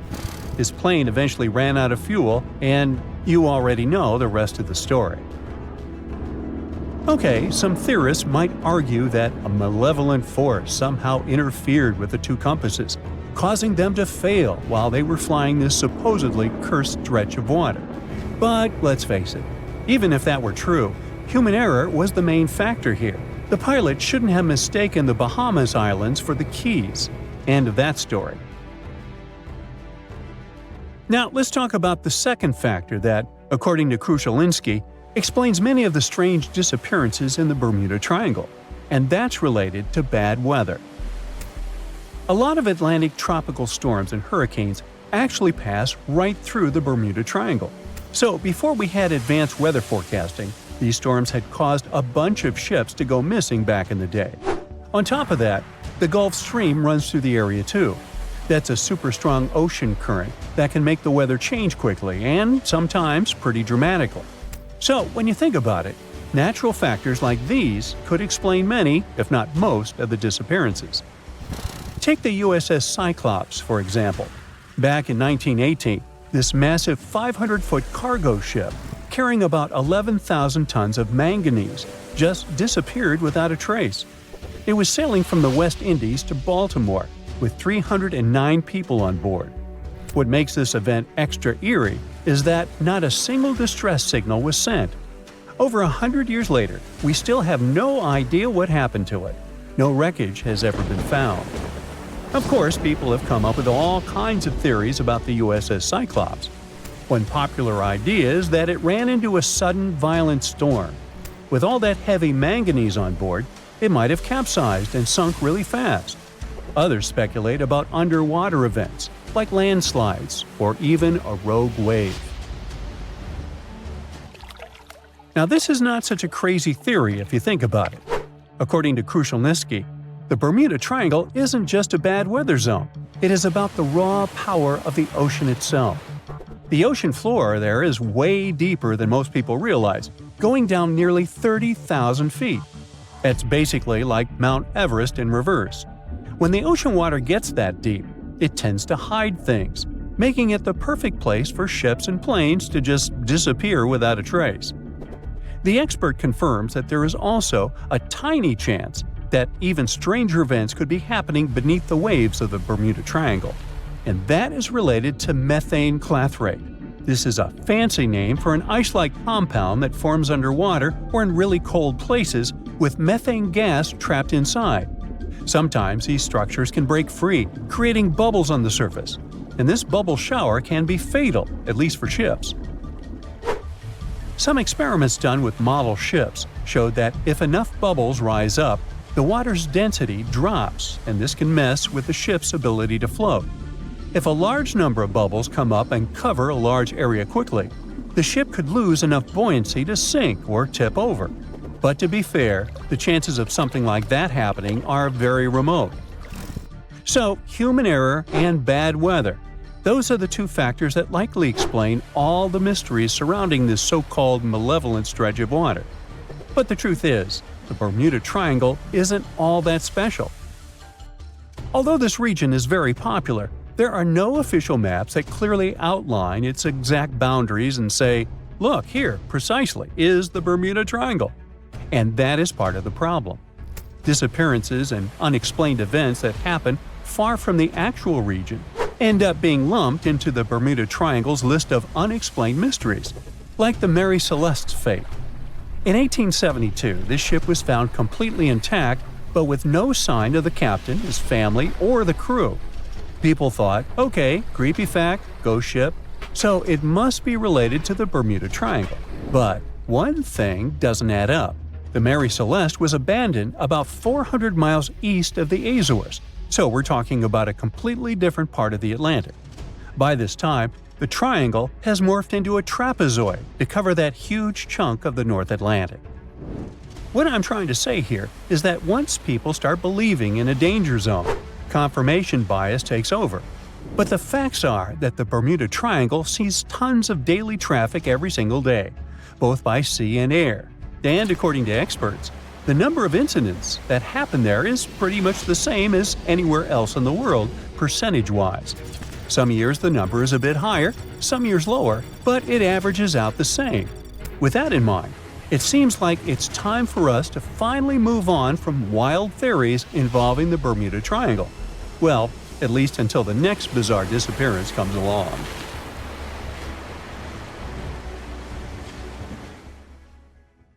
Phew, you could finally send that last report for the day and breathe out. The weekend is around the corner. But just when you're about to hit send, you're alarmed by the low rumbling under your desk. Is it the light rail passing by?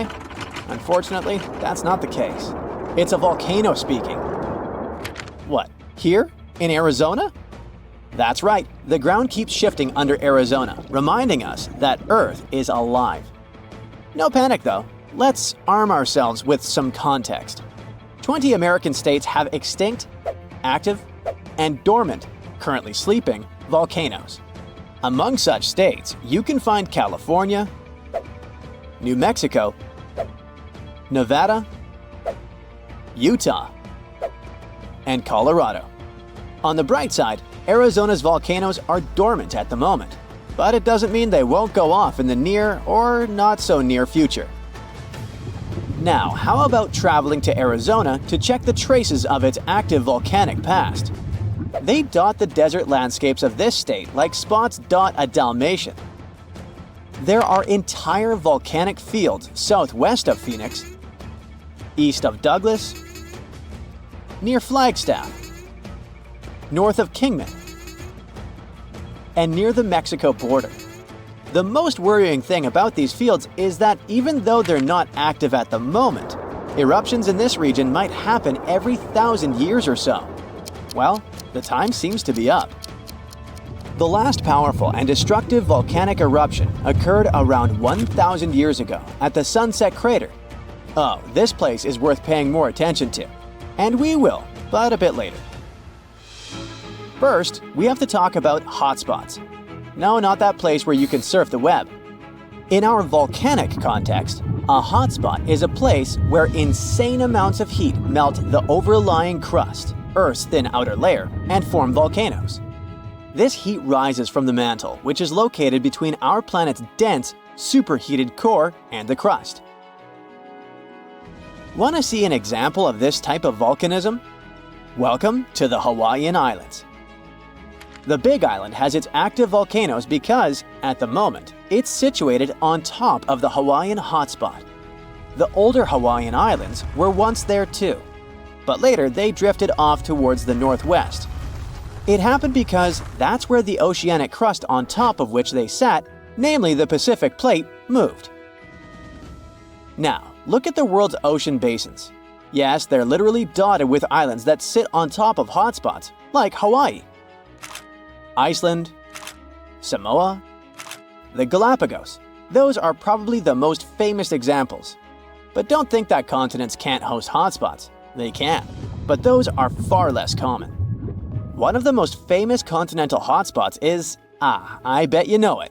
Yep, the one beneath the Yellowstone caldera. By the way, the caldera is a vast volcanic crater, especially one formed as a result of a massive eruption that led to the collapse of the mouth of a volcano. The Yellowstone hotspot is basically the creator of Old Faithful and the rest of the hot springs and mud pots for which the national park is famous. Speaking of Old Faithful, let's make a small detour and pay more attention to this wonder of nature. It's one of the most well-known geysers in the world. People have been coming from all over the globe to see it for more than a century. The cool thing about this geyser is that the likes of it can only form under very specific conditions. That's why they're pretty rare. Magma under the surface superheats pockets of underground water. The pressure there keeps growing until it eventually pushes the water upward with immense strength. A certain volcanic rock with a high silica content lines the tunnel through which this water escapes. Basically, it creates a unique pipe that can withstand unbelievable pressure and heat created by the water erupting above the ground. Old Faithful was the very first named geyser in Yellowstone. If you come to visit it expecting the thing to erupt every hour on the hour, you're gonna be disappointed. On average, Old Faithful erupts every 91 minutes or so, which isn't that bad either. Plus, you can download a special app which will provide you with the approximate time of the next eruption.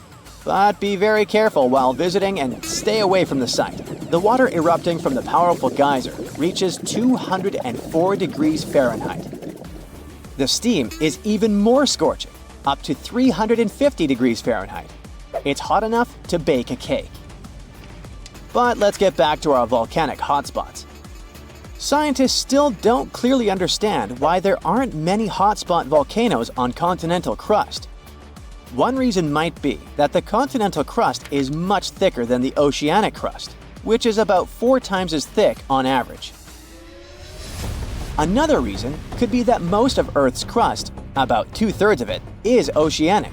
This means that there's less continental crust for hotspots to form under. Now, I bet those of you living in Arizona will appreciate the following info. We'll talk about a volcanic field right in the heart of this state, the San Francisco Volcanic Field. That's a massive area filled with over 600 volcanoes. Yes, they're mostly small, but it doesn't make them any less impressive. They're scattered across 1,800 square miles in northern Arizona, a giant territory. Interestingly, scientists are still debating about whether this volcanic field is actually sitting on top of a hotspot. But one thing they agree upon, the volcanoes in this area get younger as you move east. And this pattern matches up with the North American plate moving west over what could be a stationary hotspot beneath the surface of our planet. Cool, huh? The volcanic hullabaloo in that area started around 6 million years ago. So, in geological terms, it's relatively young. As for the most recent eruption, it happened less than 1,000 years ago. The Sunset Crater, which I mentioned before, the one near Flagstaff, is the most famous vent from that eruption. The Sinagua people had to leave their homes at Wupatki Pueblo because of the eruption. That site is now part of the Wupatki National Monument. There, you can see how people lived in this volcanic region many years ago. If you go to explore this area, you'll notice that most of the volcanoes there are basalt cinder cones, small and steep. The Colorado Plateau has quite dry weather conditions. That's why the volcanoes haven't worn down much. Some of the best examples of those cones, like this one, called the SP crater, still look like they appeared yesterday. But look around. It's not just cinder cones. The San Francisco Volcanic Field also has a stratovolcano, as well as some lava domes that formed from volcanic rocks with more silica than basalt you can find in places like Hawaii. It means they're thicker and don't flow as easily. Anyway, the stratovolcano is going to be one of the most epic sights you'll come across while exploring this volcanic field. Well, not the stratovolcano itself, but the San Francisco peaks, the remains of that giant formation. They stand tall at more than 12,600 feet. That's 4.5 Burj Khalifas placed on top of one another. It makes the peaks some of the biggest landmarks in northern Arizona. They're not only stunning, but also sacred to the Native American people who have lived in the area for many generations. Now, unlike those super active volcanoes in Hawaii, the San Francisco volcanic field takes its time, thousands of years between eruptions. But you shouldn't relax just yet.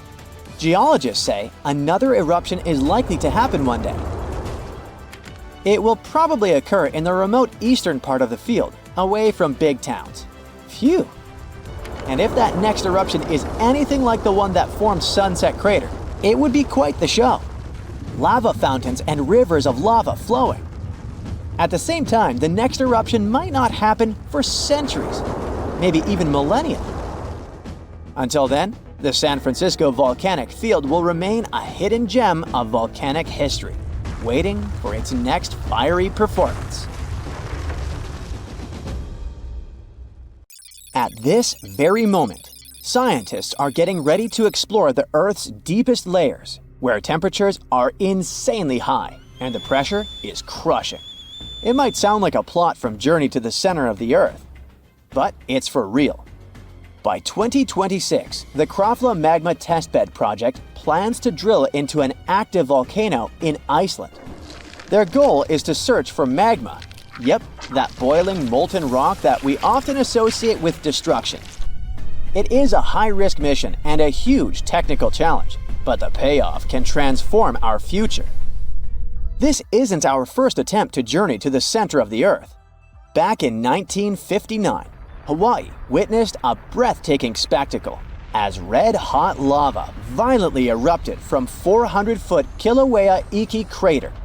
Over the next 5 weeks, lava fountains erupted in 17 major bursts, with the tallest reaching a record 1,900 feet. This spectacular and terrifying event left behind a glowing lava lake in the crater. A few months after the eruption, the lava began cooling and forming crusts. That was a perfect chance for scientists to drill into that lake, see what was going on beneath it, and collect data about the magma reservoir. Over the next 2 decades, they kept coming back, digging a little deeper each time.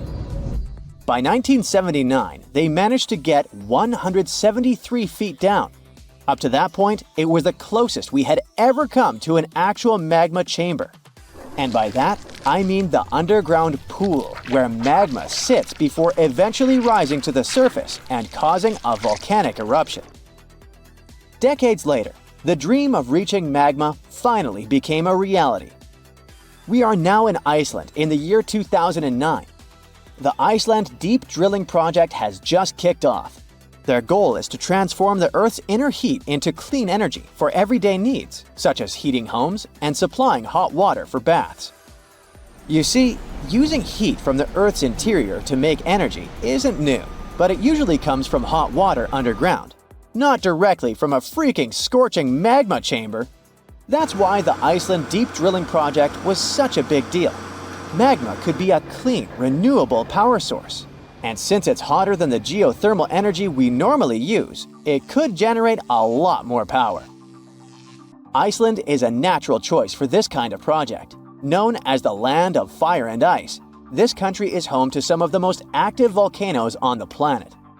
One of the most popular ones is Krafla, a volcanic caldera of about 6 miles in diameter, located north of the island. So, the initial plan of the Iceland Deep Drilling Project was to go there and excavate 13,000 feet deep. But something unexpected happened. When they were only 6,900 feet down, the drill hit magma. Wow! On one hand, it was exciting, because, well, we finally found it. And just like that, Krafla became the first place in the world where we know exactly where magma is. But on the other hand, their equipment wasn't prepared or built for it, and the molten rock basically corroded their infrastructure, bringing the project to an end. Instead of being a failure, this accidental discovery gave us a ton of valuable data. We realized that, with the right equipment, drilling in such extreme heat is definitely possible. Scientists found that these underground molten pools can in fact produce a significant amount of geothermal energy. And most importantly, we learned exactly where the magma was. That brings us to the current Krafla Magma Testbed Project. This scientific program aims to create the world's first magma center.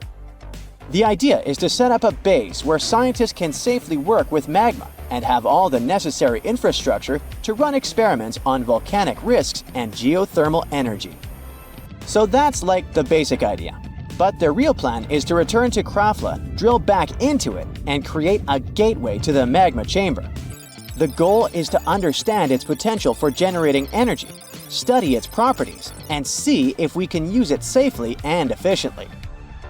If they pull this off, it could provide a nearly endless source of geothermal energy for Iceland's homes and buildings.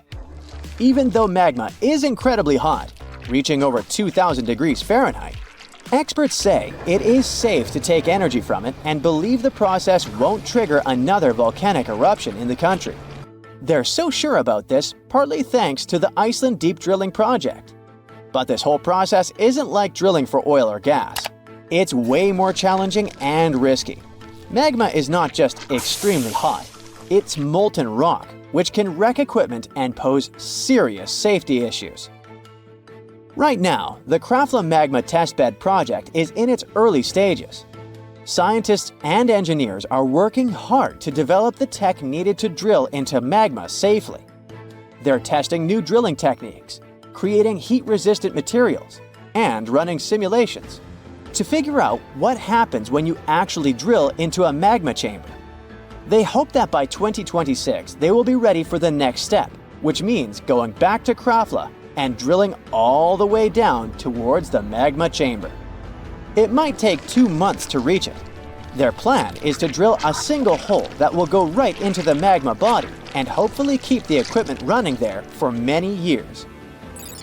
If they succeed, scientists also plan to add special sensors down there to measure and monitor pressure. This could help predict eruptions better and prevent disasters, like what happened with Mount St. Helens in the United States. In 1980, this volcano erupted, causing massive destruction and claiming over 50 lives. The eruption was so intense that it completely blacked out sunlight in Spokane, Washington, which is about 250 miles away. While that sounds terrifying, it's nothing compared to a super eruption, like the one that happened over 70,000 years ago at Toba volcano in Indonesia. This disaster was about 1,000 times more powerful than Mount St. Helens. Toba is just one of the 20 supervolcanoes on Earth. A supervolcano is what people call a volcano that can produce an eruption of magnitude 8. These eruptions, known as super eruptions, are the largest and most explosive ones. They could have global consequences by affecting the climate and causing widespread destruction. For example, if Yellowstone had a super eruption today, the surrounding states of Wyoming, Idaho, and Montana would be directly affected. They could be hit by hot avalanches of volcanic ash, gases, and rocks that might reach temperatures of up to 932 degrees Fahrenheit and speeds of over 180 miles per hour. This nightmarish scenario is a real possibility, but predicting when it might happen is almost impossible. Volcanoes don't follow a precise schedule, so it is hard to predict when a supervolcano will erupt next. That is also why the Krafla Magma Testbed is so crucial. By examining a volcano's activity from within, scientists could potentially predict eruptions with much more accuracy. As you might have guessed, drilling into magma is definitely uncharted territory, but the potential benefits are huge. Besides providing a clean energy source and making people who live near volcanoes feel safer, this project might also help us learn more about what is beyond Earth. Yep, it could lead us to breakthroughs in space exploration, helping us understand how other rocky planets and moons formed their crust, just like Jupiter's moon Io, which is the most volcanically active world in our solar system. In the end, the Krafla Magma Testbed project is more than just an experiment. It is a bold vision for the future of energy. It's about pushing the boundaries of science and engineering, taking risks, and dreaming big. So we should definitely keep an eye on Krafla, because this adventure into the fiery depths of our planet could end up changing our future. In 79 CE, the Vesuvius volcano erupted and burned down two beautiful cities of the Roman Empire, Pompeii and Herculaneum. Many of you have probably heard about this tragic story. However, few people know that in the middle of the 18th century, archaeologists discovered ancient scrolls from that time amongst the ruins of Herculaneum. For any scientist or historian, such a discovery is a treasure trove that offers insights into the thoughts and lives of people from over 2,000 years ago. However, the problem was that 1,800 scrolls were found in very poor condition, singed by the heat of the volcano, coated in ash and soot. They had become hardened black lumps. Brittle as coal, any careless movement could destroy them. Scientists were aware that invaluable knowledge from an ancient Roman library was concealed within, and endeavored to decipher the texts. One method was to cut the scrolls in half and scrape off the thin layers of solid dust and ashes. Then, the researchers created a special machine that could slowly unroll the scrolls. They managed to read a few words, but unfortunately, such methods damaged and even destroyed some of the artifacts. In those instances, archaeologists could only wait for advancements in technology that would allow them to unfold and read the scrolls. And finally, this day has arrived. Artificial intelligence has now enabled researchers to decipher texts written 2,000 years ago, even though the inscriptions on the scrolls were charred and nearly illegible. Initially, scientists scanned the scrolls and created high-resolution digital models. This process allowed specialists to identify the areas where ancient ink had altered the texture and shape of the papyrus fibers. In the regions where ink was applied, the papyrus was slightly thicker and contained a higher level of carbon, the key component of the ink. The researchers developed a machine learning model capable of detecting these subtle details within the papyrus. They uploaded thousands of 3D images of the scrolls to the internet, inviting people to collaborate with AI in decoding the text. During the early stages, the system occasionally made errors, making human assistance essential. To incentivize participation, scientists and investors from Silicon Valley offered $1 million to anyone who could successfully decode the texts. This initiative significantly accelerated the process, resulting in the deciphering of several passages from the ancient works. Fragments of the first transcripts are like a blog about how to enjoy life. The author of the scroll, Philodemus, was a follower of the Greek philosopher Epicurus, who considered pleasure and luxury the highest goal in his life. So, Philodemus thought so too. We do not right away believe things that are scarce to be absolutely more pleasant than those which are abundant. It feels as if it was written by some modern influencer talking about a detox program or a diet.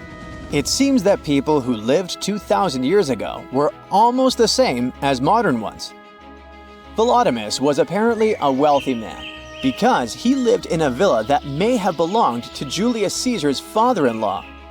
In his works, the author criticized the Stoics, who couldn't say anything about pleasure at all.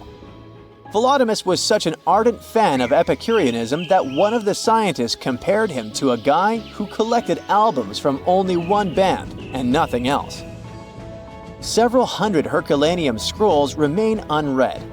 Scientists believe that they may contain works by Aristotle, Homer, Sophocles, and the Stoics. Fortunately, with modern AI technologies, the decryption process will go on much faster. But how did historians and linguists decipher ancient texts in the past centuries? It was actually a very difficult mental job. Let's say you found an ancient slab in the 19th century, somewhere in Greece. To understand what was written there, you'd have to compare it to several other deciphered plates with similar writings of that era or similar languages. Letter by letter, symbol by symbol, you'd be deciphering ancient writings for several months or even years to figure out, say, the recipe for ancient mashed potatoes. Fortunately, with the development of computer technology, those days are long gone. Now, all ancient scrolls can be scanned and uploaded to a database on a computer. You may not even have to decipher the text for a long time if the computer finds a match of characters in other ancient manuscripts. But even if you have a perfectly preserved piece of papyrus or an ancient book where all letters are visible, this doesn't mean that you and AI will be able to decipher it. One of the most famous encrypted texts is the Voynich manuscript. This work, which consists of 240 colorful pages, was acquired by Polish bookseller in 1912. He found that book intriguing because of astrological symbols, unknown plants, and unusual human figures drawn on its pages. And all this was accompanied by handwritten texts. The author had beautiful, clear handwriting, but the language of the book is still unknown. Someone wrote this art book around the beginning of the 15th century and divided it into 6 sections devoted to botany, astronomy, biology, cooking, medicine, and cosmology. Many scientists and linguists have tried to decipher the mysterious drawings with inscriptions, but no one has gotten reliable results. Even AI couldn't help this difficult task. Some believe that this book is dedicated to science, and others believe that it contains knowledge about witchcraft. Perhaps it's a mix of science and magic. According to one version, the manuscript is a medical textbook that copied information from other scientific works from the Middle Ages. Before the invention of the printing press, people copied books and rewrote them by hand without worrying about copyrights. It's possible that the author of the manuscript outlined all their knowledge about herbal medicines and the influence of astrology on health. People in the past believed that the state of the body and stars in the sky were connected. The coolest thing is that the book has been scanned. You can download it in high resolution and try to decrypt it yourself. Who knows? Maybe you will succeed and get some ancient secret knowledge. An unknown language or poor text condition may not always be a problem for linguists. Imagine that you open some copy of classical literature dated to the 19th century. You read the pages carefully, and at the end of the day, you feel slightly unwell. You read the book every day and feel worse and worse. At some point, you go to the hospital, and doctors tell you that you've been poisoned. Yeah, sometimes working with old books can be literally dangerous for your health. There are even catalogs of poisonous books in the world. They are toxic not because someone intentionally sprayed them with poison to hurt the reader, but because people wanted to make books look more colorful. Recently, 2 such books have been withdrawn from the National Library of France because of their bright green covers. The pages were ordinary, but the hardcover could have been coated with arsenic. The mass production of books took place in the 19th century. Book publishers wanted to release as many copies as possible, so they used not expensive leather covers for them, but cheaper fabric options. To make a book attractive to customers, they painted them in bright green, yellow, red, and other colors. They got the green color of the cover thanks to the bright pigment created from copper and arsenic. It was a very cheap dye, but brighter than other dyes containing copper carbonate. An arsenic dye was used not only for books, but also to create candles and wallpaper. The problem was that the dye's pigment decomposed quickly and released toxic carcinogenic fumes. Arsenic caused severe health problems. People calmly lived in their homes and couldn't understand what was happening to them. The same thing happened to many readers of that time. It was only by the end of the 19th century that people stopped selling toxic items. Now, to read a poisonous book, if you want to do it that is, you have to wear gloves and a protective mask. And after work, wash your hands thoroughly.